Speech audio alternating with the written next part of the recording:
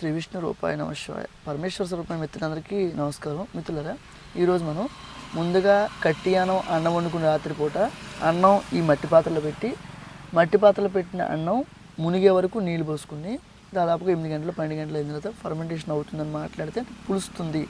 తర్వాత మనం ఏం చేస్తాం, గోమాత ఇచ్చిన పాలు పెరుగు ఏర్పాటు చేసుకుని ఆ పెరుగు ఇందులో వేసుకుని మనం ఉదయాన్నే తినాలి. ఎవరు తినాలి, మీరా నేనా? అందరం తినాలి కదండి. ఇది తినడం వల్ల ఏమవుతుందంటే మనకి కావాల్సిన మంచి బ్యాక్టీరియా, గుడ్ బ్యాక్టీరియా అని మాట్లాడుతుంటారు కదా మీరు, అది వస్తుంది. ఈ రోజున పేగు వరుపులు, ప్రేగుల్లో చిన్న చిన్న ఇబ్బందులు, కడుపులో ఉన్న ఇబ్బందులు కూడా ఇది క్యూర్ చేస్తుంది. నాకు తెలిసిన కొంతమంది మిత్రులు ఏం చెప్పారంటే, మోషన్కి వెళ్ళినప్పుడు బ్లడ్ పడేది మొలలా అంటే కాదు, బ్లడ్ పడుతున్న డాక్టర్ చెప్తే ఏదో కొన్ని మెడిసిన్ ఇచ్చా తగ్గలేదు. ఇలా మీరు చెప్పిన ఆహారం తిన్న తర్వాత మనకు అది కూడా క్యూర్ అయింది. ఇటువంటి ఆహారం, పొలవబెట్టిన ఆహారం మన పెద్దవాళ్ళు తినేవాళ్ళు కదా.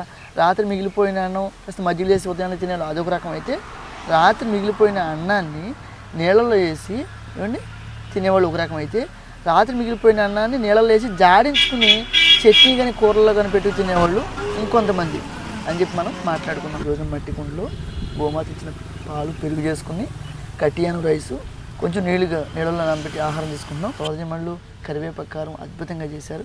మరి ఆహారం మీరు తీసుకోండి, పిల్లలకి పెట్టండి. మీరందరూ రోగాలకి దూరంగా ఉండి అందరూ ఆరోగ్య అవసరం ఉంది నా ఆలోచన.